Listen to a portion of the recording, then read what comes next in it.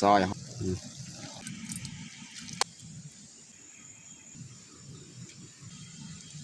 เขาก็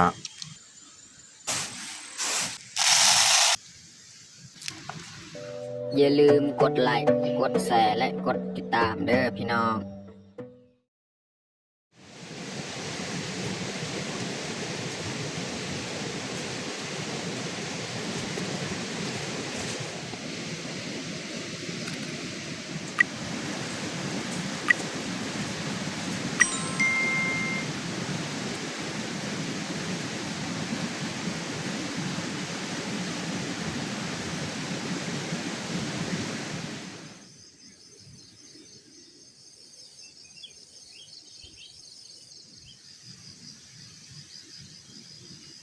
ครับสบายดีแล้วก็สวัสดีเบิร์ดสุภูสุคนยินดีตอนรับเขาสู้สองบ่าวยืนเนาะวันนี้ก็เขาให้2 คนคือเก่าส่วนลูกพ่อก็ยังอยู่บ้านคือเก่าแล้วก็มื้อนี้ก็เป็นมื้อสุดท้ายแล้วการเกี่ยวข้าวสำหรับปีนี้เนาะเอาสิพาเมียไปเกี่ยวข้าวมื้อสุดท้ายแล้วก็มื้อนี้ก็เขาถือเขานำกันเนาะเอามาเฮ็ดกินยากอยู่ยังให้คือเก่าแล้วก็หลังจากเขาเกี่ยวเขาแล้วจังน้อยเนี่ยเขาก็สิทำเฮ็ดอาหารเที่ยงตามเดิมตามเคยนี่แหละแต่ว่ามื้อนี้นี่บ่ฮู้ว่าสิได้หรือบ่เพราะว่าบางทีก็ว่าสิบ่ไปแล้วเพราะว่าฝนตกตอนเช้าบางทีนะว่าสิบ่ไปว่าสิเข้าสวนแต่ว่าอยู่ไปอยู่มาเมียก็เลยตัดสินใจว่าเข้าไปเอาให้เบิดซะปลาไว้ก็ยานนกนูกินเขาก็เลยพากันลงให้ก็สิเอาให้มันแล้วเลยนะดีนะว่ามันสุดท้ายแล้วเอาโอเคมันแต่ทุกคนติดตามเบิ่งติดตามชมกับพวกเราได้ยาวๆเลยบรรยากาศก็สีครึมๆพี่น้องนี่ครับสีเริ่มออกเลยเนาะสงสัยจังน้อยนี่บางทีฝนสิตกเขาก็เขี่ยวเข้าไปเอาเลยให้มันแล้วซะ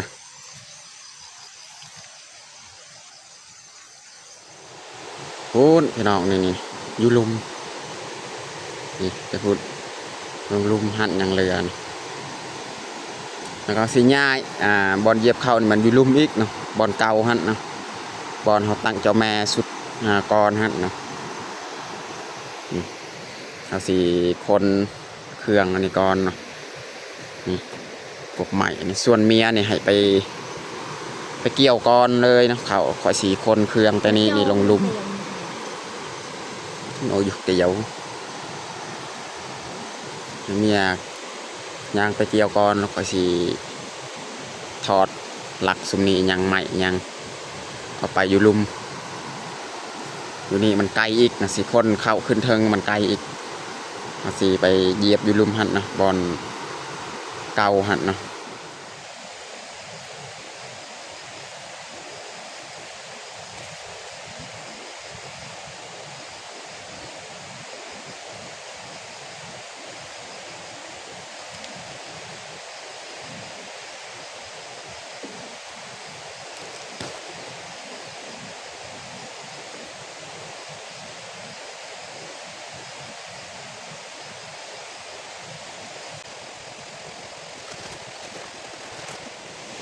ตอนนี้ก็คอยเอามาเครื่องเรียบร้อยนี่ไปสักไว้แล้ว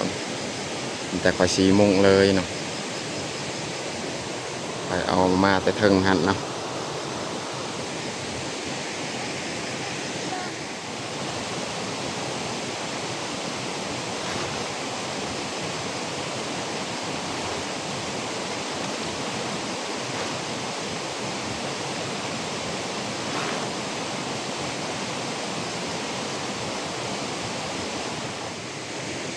ตอนนี้ก็เรียบร้อยพี่น้องเนาะเอามุ้งผบัด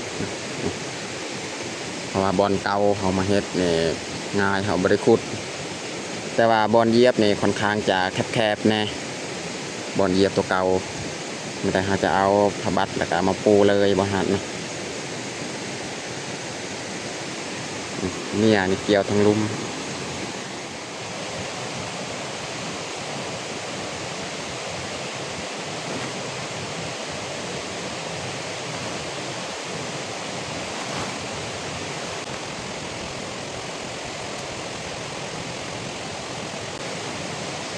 เคเรียบร้อย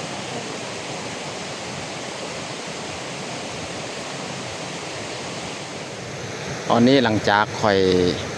มุ้งไผบัตรเรียบร้อยปูเรียบร้อยเนาะวันนี้ข่อยสีมาเกี่ยวเลยอีกเนาะเกี่ยวเมียส่วนเมียเนี่ยเหมือนเกี่ยวยัดใส่กระพาเลยเนาะเพราะว่าเข้าของเฮานี่มันล่มนี่กระติดกระตอนแบบนี้นี่ก็เลยเมียว่าเกี่ยวยัดใส่กระพาเกี่ยวเอาแต่ห่วงมันสบายกว่าบ่มีต้นเข้าบ่ค่อยมีนี่แล้วค่อยกระสีมาเกี่ยวนำเลยเกี่ยวนี่แล้วจึงคนมาเหยียบแค่เดียวเลยพี่น้องเนาะ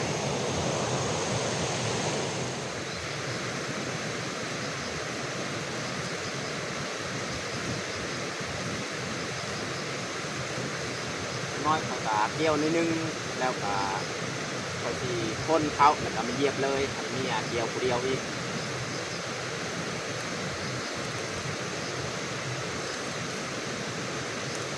เกี่ยวกับยากเพราะว่าเข้าลม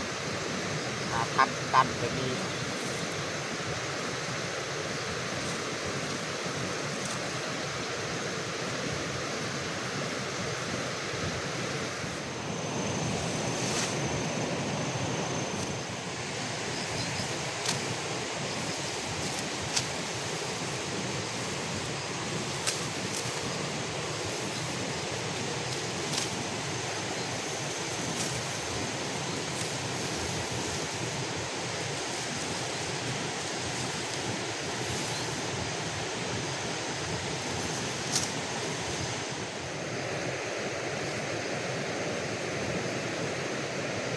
ตอนนี้ก็ค่อยคนเลยเขาที่เขาเกี่ยวไว้เอาไปเหยียบ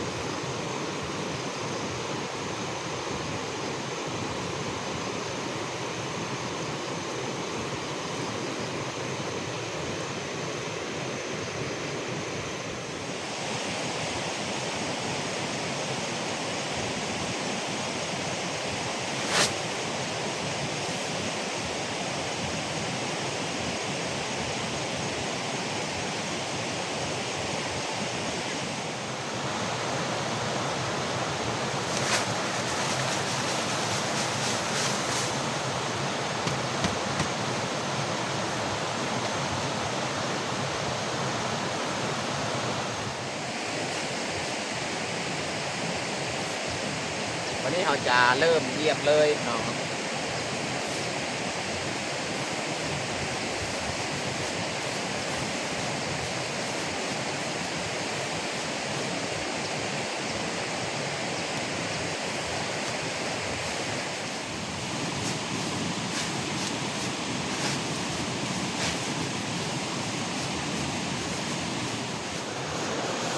ตอนนี้กาที่แล้วและเหยียบ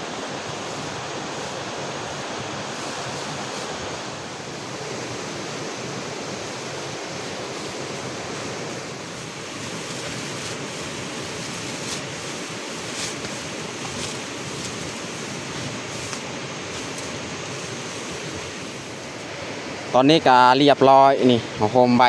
เพราะว่ามันสีเปียกนี่พี่น้องเบิ่งนี่มันเปียกเราก็เลยเอานี่ไปยัดใส่กระสอบพี่น้องเนาะหรือว่ายัดใส่กระพาฮะเมียว่าสิไปพัดอยู่เที่ยงฮะเนาะจะน่าเขาแกะไผ่บัตรนี่เนาะแกะแล้วก็ปูไว้อยู่เที่ยงฮะเขาพัดแล้วก็ตากเลยเพราะว่านี่พี่น้องเบิ่งนี่จะเปียกแล้วอันนี้เมียจะตักใส่กระคุยัดใส่กระพาเอาไปพัดอยู่เทียงเลยตากนำเลยนี่มันจะเปียกแล้วเขาเฮากะน้อยนึงนี่โบราณ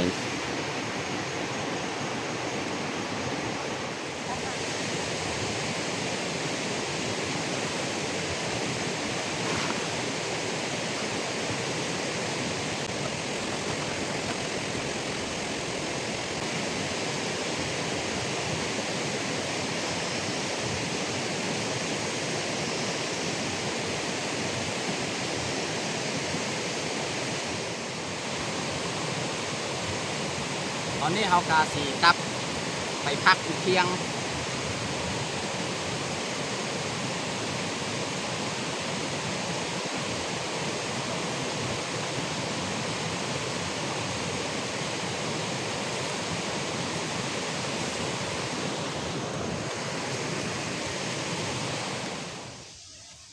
ตอนนี้เขากามาฮอดเที่ยงเนาะอันนี้เมียจะผัดเลยเนาะข้าวของเราส่วนคอยในแม่นเฮ็ดอาหารเที่ยงเลยเมียผัดข้าวตากนำเลยเพราะว่ามันสีเปียกๆเนาะ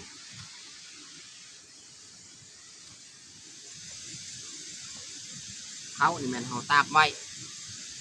เมื่อกี้นี่คือว่าให้เมียผัดเลยขอสิร้านเที่ยงแต่ว่าเมียว่าผัดบ่ได้เปียก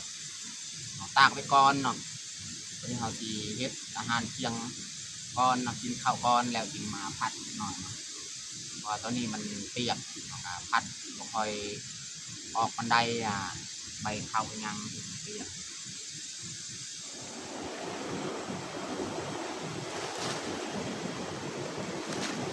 ยอดบวบ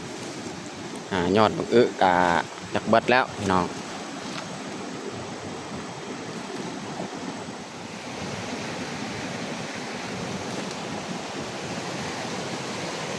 บวบใหญ่แถวเทิงนี่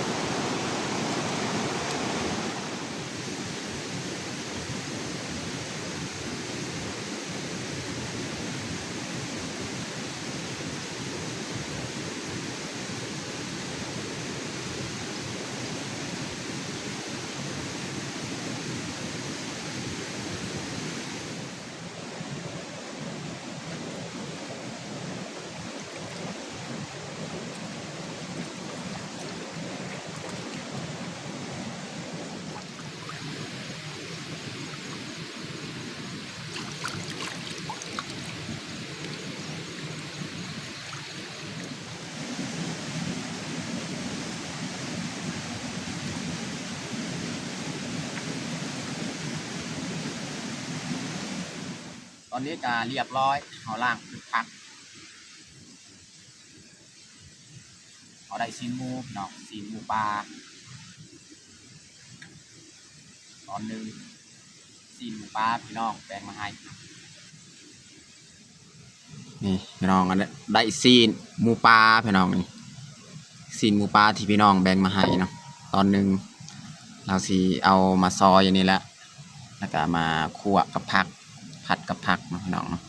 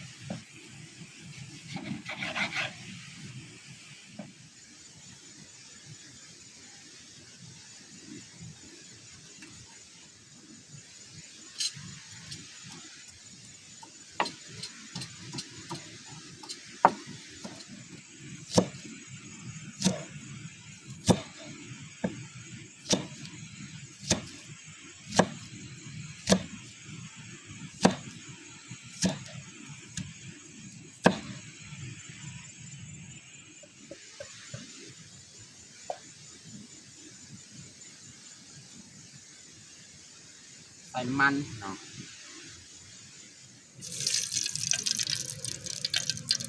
ใส่ซ้ำบ่ให้มันติดกับหม้อนะพี่น้องเนาะใส่น้ำมัน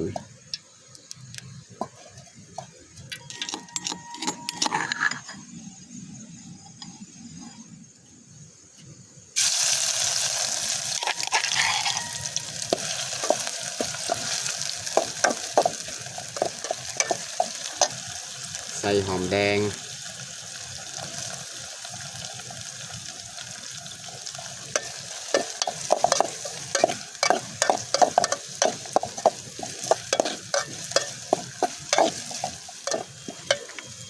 ได้เราจะเอาซีนของเราลงเลย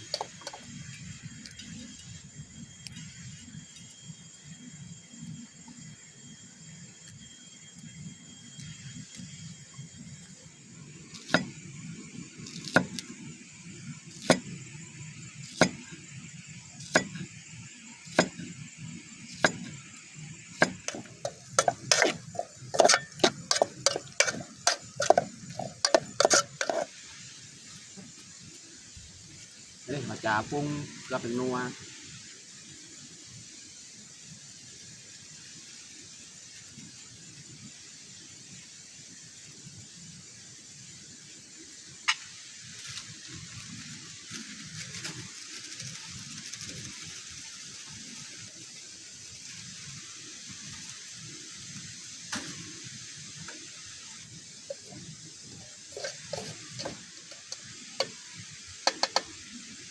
ไม่ได้เราจะใส่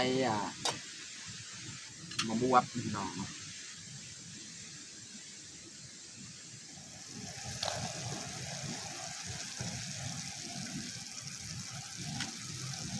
ใบมันใส่น้ำลังกันเลยนะพี่น้อง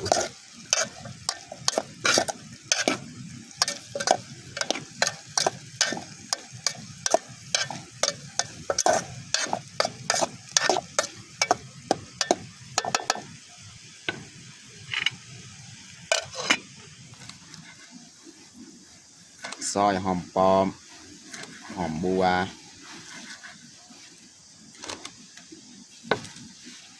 อันนี้เมียหาพือ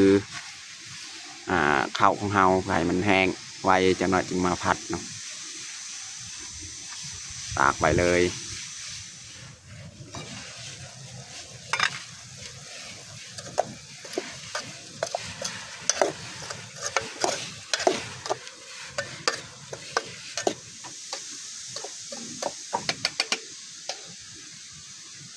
นี่เขาจะใส่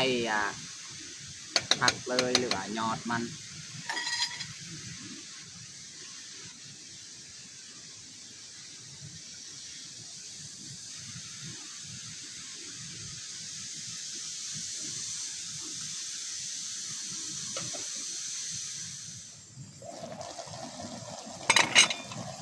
ตอนนี้ก็น่าจะสุกแล้วพี่น้องเนาะ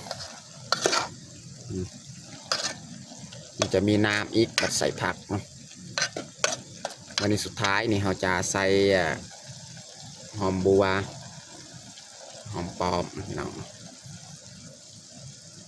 ให้ว่าสำเร็จการผัดซีนหมูปลาใส่ยอดมะกึเนาะยอดมะบวบนี่ประมาณนี้แหละพี่น้อง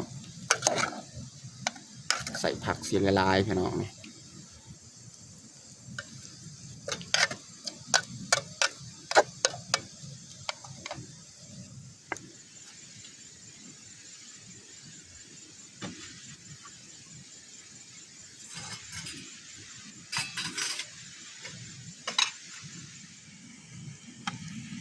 เทเลยพี่น้อง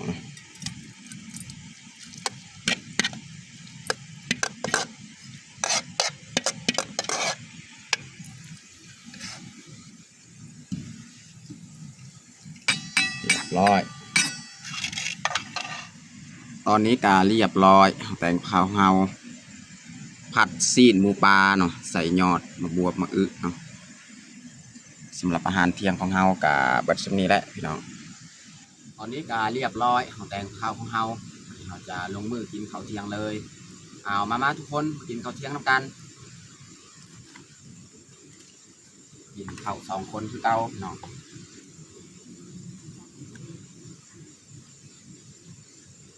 น้องแพงน้องพลอยก็อยู่บ้าน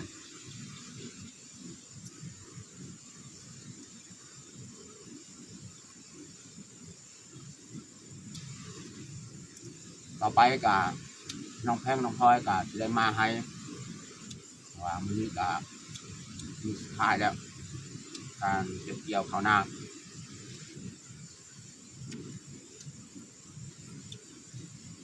ต่อไปถ้าลูกพาเมียเสียหญ้าส่วนพริกส่วนอ้อยนี่แหละ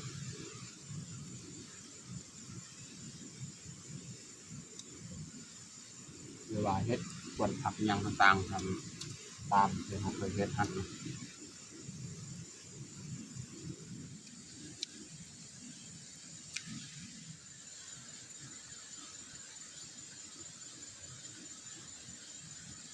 ไปตะดาว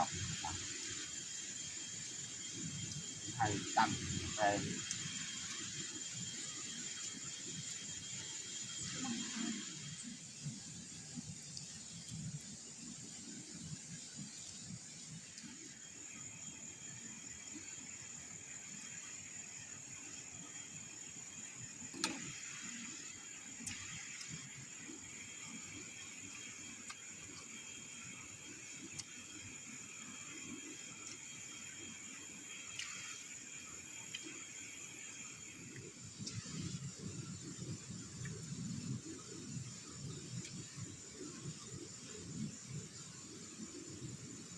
เรือดาวขึ้นมาต่อ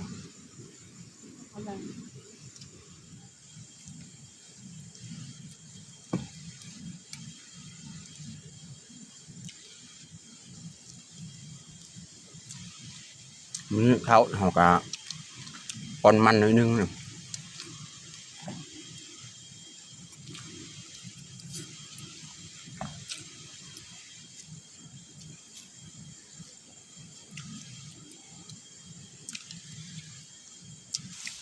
ตอนนี้ก็เขาเริ่มพัดเมียพัดก่อนแล้วหลังจากเขากินข้าวกินน้ำแล้ว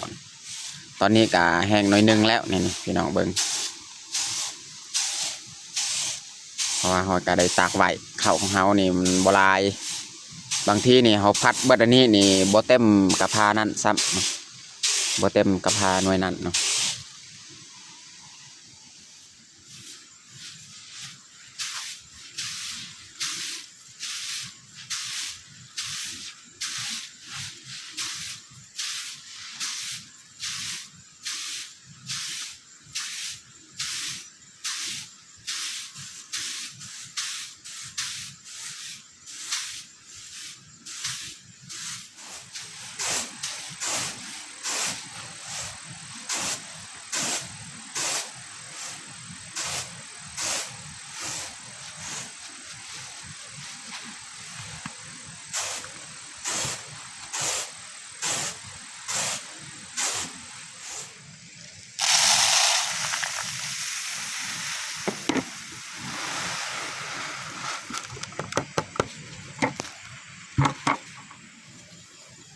นี่แหละข้าวของเราอันนี้สำเร็จแล้วเราพัดบ่อยากเต็มกระพานี่น้อยนึงนี่ถ้าว่ายังน้อยนึงนี่พอดีเต็มเลยมื้อนี้นี่ได้น้อยกว่ามื้อสุดท้ายพี่น้องแต่เขาสิเกียมเครื่องคองกลับบ้านเนาะ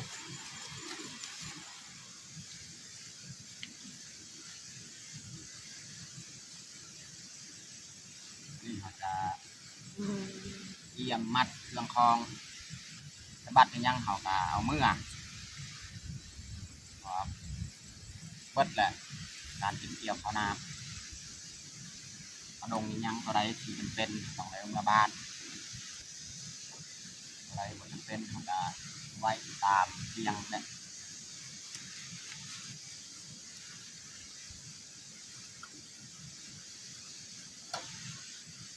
กระดง